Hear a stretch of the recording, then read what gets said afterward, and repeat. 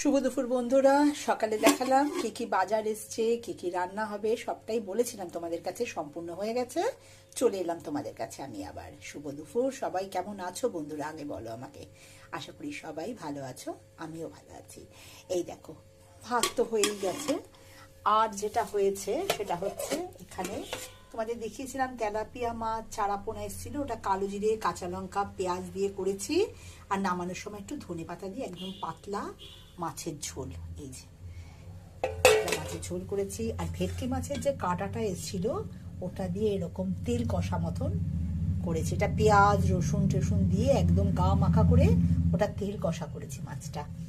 এই যে আর যেটা করেছি সেটা হচ্ছে এই যে চিকেনটা করে নিয়েছি। মুরগির মাংসটা করে রাখলাম, কারণ কি এটা আমাদের যদি দুপুরবেলা লাঞ্চের পরেও রাত্রেবেলা সেটা খেতেও লাগবে।